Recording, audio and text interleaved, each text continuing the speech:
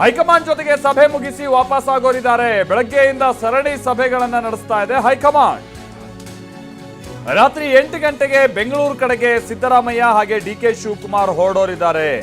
ನೋಡಿ, ಇಲ್ಲೂ ಒಂದೇ ವಿಮಾನದಲ್ಲಿ ಹೊರಡ್ತಾ ಇದ್ದಾರೆ ಸಿದ್ದರಾಮಯ್ಯ ಹಾಗೆ ಡಿಕೆ ಶಿವಕುಮಾರ್ ಅಂತೇಳಿ ತಿಳಿದು ಬರ್ತಾ ಇದೆ. ಬೆಳಗ್ಗೆಯಿಂದ ಸರಣಿ ಸಭೆಗಳನ್ನ ನಡೆಸಲಾಗಿದೆ. ಆಮೇಲೆ ನಾಳೆ ಡಿಕೆ ಶಿವಕುಮಾರ್ ಅವರಿಗಂತೂ ಅತಿ ಮುಖ್ಯ. ಯಾಕಂತ ಅಂದ್ರೆ ಅವ್ರು ನಾಳೆ ಮುಖ್ಯಮಂತ್ರಿಯಾಗಿ ಪದಗ್ರಹಣ ಮಾಡ್ತಾ ಇರುವಂತ ಸಂದರ್ಭ. ಈ ಕಾರಣಕ್ಕಾಗಿನೇ ನಾಳೆ ಅವರಿಗೆ ಕೆಲಸ, ಇಲ್ಲಿರುವಂತ ಚಟುವಟಿಕೆಗಳು ಬಹಳಷ್ಟು ಇರುತ್ತೆ. ಹೀಗಾಗಿನೇ ಅವ್ರು ಇವತ್ತೇ ಹೊರಡಬೇಕಿದೆ. ಅದರಂತೆ ರಾತ್ರಿ 8 ಗಂಟೆಗೆ ಹೊರಡ್ತಾ ಇದ್ದಾರೆ ಅಂತೇಳಿ ತಿಳಿದು ಬರ್ತಾ ಇದೆ. ಆಮೇಲೆ ಇವತ್ತು ವೆರಿ ಇಂಟ್ರೆಸ್ಟಿಂಗ್ ಆಗಿ ಕಂಡು ಬರ್ತಾ ಇದ್ದಿದ್ದು ಅಂತ ಅಂದ್ರೆ ಇಬ್ರದ್ದು ಬೇರೆ ಬೇರೆ ಪಟ್ಟಿ ಇದೆ.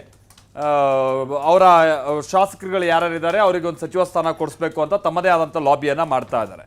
ಆಮೇಲೆ ಚರ್ಚೆ ಆಗುವಂಥ ಸಂದರ್ಭದಲ್ಲಿ ಇವ್ರ ಪಟ್ಟಿಲಿದ್ದವರಿಗೆ ಮತ್ತೊಬ್ರು ತಗದೆ ತೆಗೆಯೋದು, ಅವ್ರ ಪಟ್ಟಿಲಿದ್ದಂಥವರಿಗೆ ಡಿಕೆ ತಗದೆ ತೆಗೆಯೋದು, ಇದೇನಾದ್ರು ಆಗಿರ್ಬೋದು, ಗೊತ್ತಿಲ್ಲ. ಬಟ್ ಅದೇನೇ ಇದ್ರೂ ಕೂಡ ಇಬ್ರು ಒಂದೇ ಕಾರಲ್ಲಿ ಓಡಾಡ್ತಾ ಇದ್ದಾರೆ. ಸೊ ಇವತ್ತು ನೀವು ನೋಡ್ತಾ ಇದ್ದೀರಲ್ಲ, KC ವೇಣುಗೋಪಾಲ್ ಅವ್ರ ನಿವಾಸಕ್ಕೆ ಬರುವಂಥ ಸಂದರ್ಭದಲ್ಲೂ ಕೂಡ ಸಿದ್ದರಾಮಯ್ಯನವರು ಮುಂದೆ ಕೂತಿದ್ರೆ ಡಿಕೆ ಶಿವಕುಮಾರ್ ಅವರು ಹಿಂಬದಿಯ ಸೀಟ್ನಲ್ಲೇ ಕೂತೆ ಇವತ್ತು ಡೆಲ್ಲಿಲಿ ಓಡಾಡ್ತಾ ಇದ್ದಿದ್ದು ಕಂಡು ಬಂತು. ಅಂದ್ರೆ ಈ ಹಂತದಲ್ಲೂ ಕೂಡ ಇವರಿಬ್ಬರ ನಡುವೆ ಯಾವ್ದಾದ್ರು ಹೆಸರನ್ನ ಫೈನಲೈಸ್ ಮಾಡುವಂತ ವಿಚಾರವಾಗಿ ಭಿನ್ನಾಭಿಪ್ರಾಯ ಇರಬಹುದು. ಬಟ್ ಅದನ್ನು ಹೊರ ಜಗತ್ತಿಗೆ ಎಲ್ಲೋ ತೋರಿಸ್ಕೊಳ್ಳೋ ಕೆಲಸ ಆಗ್ತಾ ಇದೆ.